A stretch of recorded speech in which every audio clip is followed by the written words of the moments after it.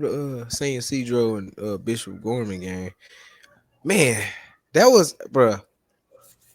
That's another one of them games for me where like it was the star showed up, the teams showed up. It got a little sloppy, like at the end for Saint Isidro defense, but all in all, it was a fun game. Oh yeah. Mikey, this is what I like Mikey for. When Mikey is taking the best shots, he's comfortable. He's one of the best guards when he's a scoring guards period in this class when he's comfortable. He's just playing his game. And when he's able to pick his shots, do whatever he want, that's the best Mikey. And I feel like that's the Mikey that because these last couple games, Mikey been like this, but this last game is just like he just kind of took over in a different way, like in the way we know he can take over. And JJ Taylor was still doing a little JJ Taylor, but he started to come around. But I still seen too much of JJ Taylor I had been seeing. Like it was like Mikey got him some good looks, and then it was sometimes I'm like, bro, what is he doing? What are you doing? Give the ball to Mikey. Like at that last crunch of the stretch when they start to lose the game, I feel like Mikey was the only person who should have had the ball.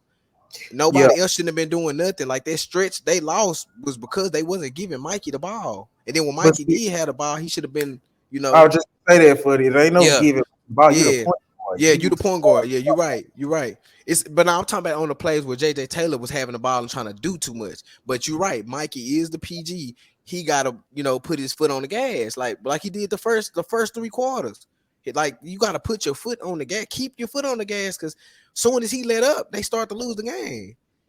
And then on the hey, other side, well, go ahead, do you think? because I was just gonna say this real quick about Mikey.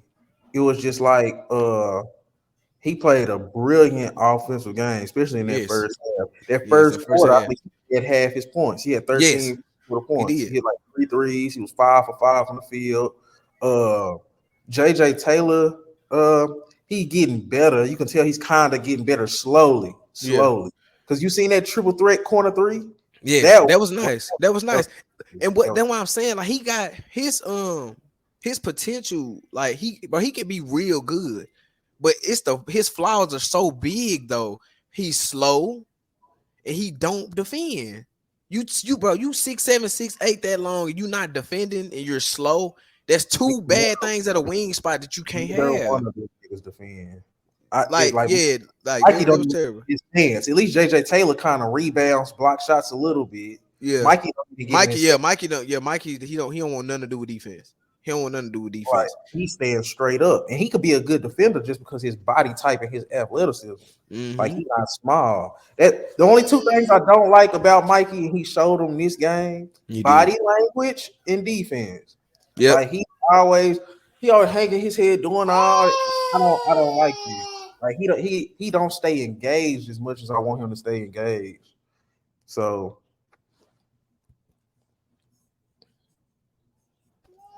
But yeah, you're right. Mikey. That's why I'm saying like that fourth quarter, you can really put that on him because he had his foot on the gas and he just kind of let up. Like he wasn't tired or nothing. He just kind of start not doing what he was doing in the first half. And it got to a point I'm like, man, why is he not like we can give Bishop Gorman credit and they kind of turned it up. They kind of turned it up. Like they team just started like, all right, look, we've been BSing because they wasn't playing no defense either. They was just that's when I say it got sloppy. Like that third going into the fourth, it wasn't no defense no more. It was just transition, transition, yeah, transition, transition. It had got quick. real bad. Yeah. But on their end of the ball, Nwuli, that's how you say his name? How you say his Bro, name? I love that name, man. I Bro, love that. let's Mhm. talk. 2025. It's crazy how raw in certain spots, how raw he is, but he's so good in other spots too. Bro, this 2025, like, bro, I don't think people really understand, bro. Noelle is so athletic for a sophomore, bro. He can do so.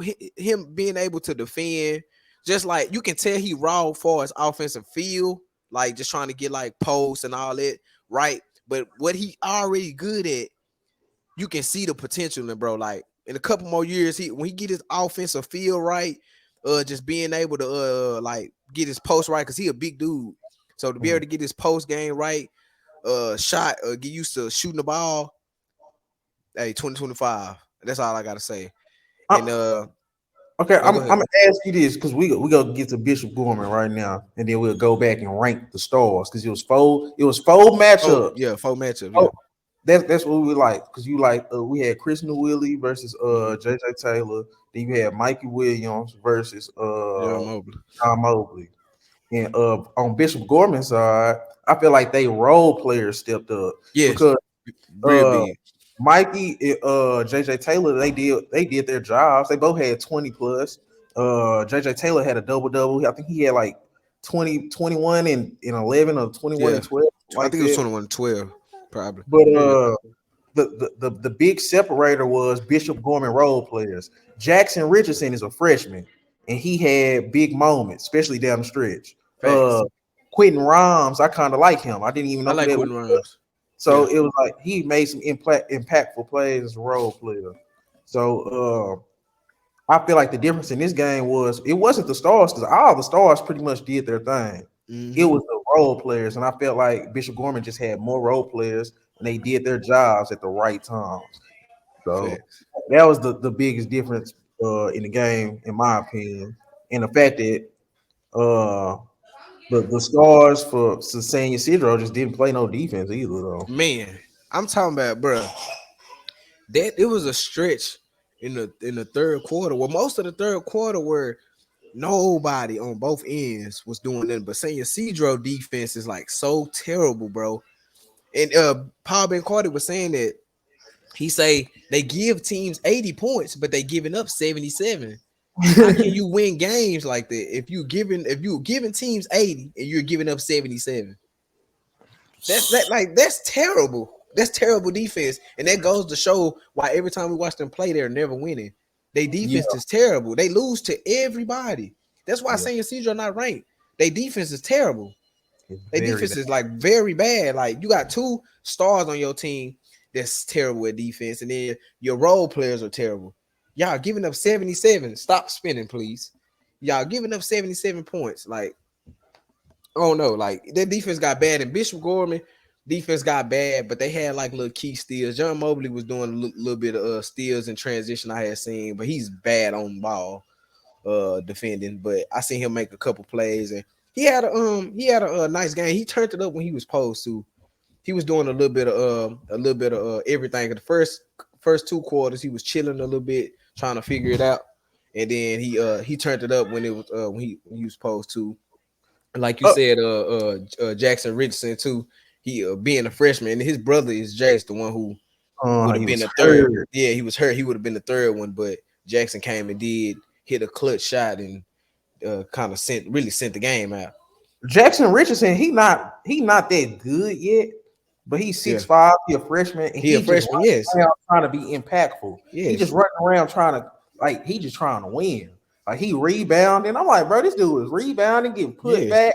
He trying to get steals. He was running in transition. He was just being very active as a role player, And and that's that's what you. good as a freshman. Like as a freshman, usually, and it's a couple freshmen, we talk about that we like. There was up and coming freshmen that we like, but just the way he was just engaging and everything, like he wasn't just like the freshman, like, oh, I never been here before. You could tell, bro, really wanted to win and just want to, help the team out. And you could tell, like, as the years go on, he gonna be the dude over there. You could just tell by the way he was just in everything. I won't be surprised in a couple more years they captain and they using him to he gonna be the next guy, the next man up.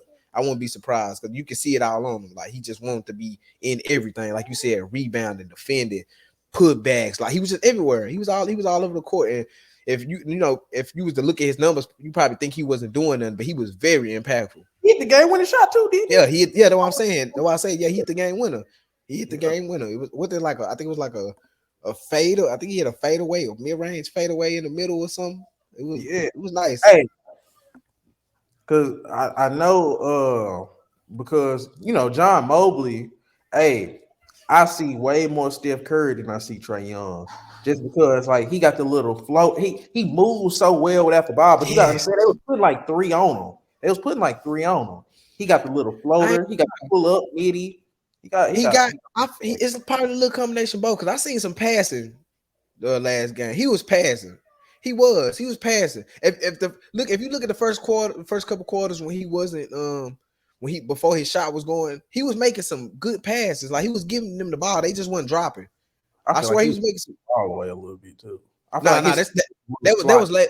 Nah, that was later on. Later on. I'm talking about if you was to remember the first couple quarters, he was feeding them. He was giving his people some good buckets because he was getting double. So I was saying like he's able to pass the ball. I'm not saying like he's like Trae Young passing. I'm just saying like the passes he was making. I'm like, oh, he can pass. Like you can tell if he can mesh that well, he can be a little more Trae Young. But I see he's strictly Steph right now just because his feel, the way he move around the basket. We ain't even got to talk about his shooting. He one of the best shooters in high school basketball. It's effortless for him. And he's a real 3-level scorer. Like I seen him layups, transition layups. That was another thing that looked Steph like. It wasn't as high as Steph, but just how he shielded the defender off to make his layups it was fire. I ain't gonna lie. Like, bro, John Mobley is one of them guards. I'm not surprised about. I feel like he really getting Ohio State. He really gonna get him a bucket, and that's like it's at that school, like. He'll just be able to come into his own, and I just hope he get everything else right. Like at least just be a solid defender. At least I hope he can, try to get all that. He got a little bigger though. Haven't you noticed? Yeah. That's what I'm saying. The rankings be saying these dudes be staying one size and one height, bro. That is not the case. Paul Ben Carter, can you please update the sizes, bro? Because I swear. They do not do it. They don't do it. Even the NBA, they still got Scoot at 6'2". Scoot not 6'2" no more. They got to please update these rankings because I know John Mobley not the same skinny he was. He looked like he grew an inch or two. But yeah, that was all in all. It was a good back and forth game. San Yisidro defense showed up again. The reason why they didn't win because their defense was terrible, and John Mobley and them, Jackson Richardson them did what they were supposed to do. Okay, before we move on to the next game, I want grades for all the star recruits. Oh yeah. So first, I'm gonna start with Mikey. What grades you give Mikey? Then I'm gonna give my grade. And why? I give Mikey a B minus. I give him a B minus. Wow. I give him a B minus because I was going towards C, but he was so impactful in the first half. You gotta at least give him a B. But his defense and him lacking in the crunch moment is the reason why I gave it a B minus. Because I wanted to go C because how bad he was in the second half. But I gave him a B because he was so impactful. Just how, like you said, how he scored in the first half, how he was just being a problem. You can't, you gotta give him credit for that. So I had to give him a B minus. I could because he was going off. He was going off. So I had to give him that. Okay. I gave Mikey a solid B. Yeah. First half he was special. First quarter it was an A+. Man, he was A+. Yeah. First quarter he was A+ alone. Like I was like, oh yeah, this gonna be a game from him. Because I felt like he was just brilliant offensively. He flashed from every level of the court. He scored from all three levels. He scored in transition. He was super efficient. And as the game went on, he kind of got worse. So he got a B. What about JJ Taylor? Shit. C+. I'm gonna give him a C+. I kind of want to throw a B, but I ain't like the way he he had 20 and 12, but it wasn't a good 20 and 12. I'm gonna say that. It was I don't think it was as efficient as it needed to be. Defense wise, it was just like the same old. He turned the ball over a lot. JJ Taylor turned the ball over a lot. It's real hard for me to throw that B up there because he was just doing a whole bunch of little BS stuff, but he kind of turned it on a little bit. It wasn't like efficient still. Like it wasn't a stretch where JJ Taylor was just going off. He had just like key buckets here. He had a putback here. A couple oops from Mikey was real cool. But all in all, it was just if you look at the numbers, you probably like, oh yeah, he went off, but nah, it wasn't that. So I give him a C+. I can't give him that B though. It's gonna be hard to give me that B. I'm the same way. I gave him a C plus. If I had to rate his last game against Cam Boozer them, I would have gave that game a D. But this game gets a C plus. He's actually that triple threat corner three. That was very impressive. He had just a couple catch and shoot jumpers that was impressive. The oop was impressive. He had some blocks. He was rebounding. So I give him a C plus. But he doesn't have the greatest basketball IQ, and it showed down the stretch and just throughout the game, period. So that's why he gets a C plus. Okay, John Mobley, go ahead. John Mobley. How I feel John Mobley played. I give John Mobley a B plus. Okay. I give him a B plus. It kind of the same thing with Mikey, but the opposite. John Mobley was a little quiet in the first half, but still trying to figure it out. They was kind of triple teaming him a little bit, so I understood that point. But he turned it up when the team needed him the most. He had a possession where he came down, he scored. I think they got the steal. He had dunked it, and then like right after the dunk, he had came back down and scored again. It was like 3 where he just had like, look, I'm trying to get it. Where he kind of teed up, and I was like, oh yeah, this the John Mobley they needed. But defense, he's terrible. He's terrible on ball. Like he don't want no problems with on ball defending. I seen him make a couple good plays in transition for his defense, but not too much. He really he just want to get his bucket and get his stuff off. Yeah, and yeah, so that's why I give it a B plus. Get your butt back, please, sir. See, with me, John Mobley, he one of my favorite guards in his class. So yeah, I came in expecting big things. He was quiet in the first half, but I felt like he took all the shots he took was shots I wanted him to take. Oh yeah, most definitely. Much everything he did was what I wanted him to do. It just the shot wasn't falling. Then the shot started falling, and then I liked his aggressiveness in that second half when it was time for us to win the game. It's like, okay, it's time to win. So I give him a B plus. And last one, Chris Nwuli. Nwuli. Nwuli had man. I'm gonna give him a B plus too. I'm gonna give him a B plus. I really like what I saw from Nwuli. Like I don't like I said, the only thing is, he just got to get the feel right. But bro, he had some big putbacks, bro. Like that's why I was low key moving to A, just because how in his spot and where he was key at, like them putbacks, just being able to run across, like he was outrunning JJ Taylor.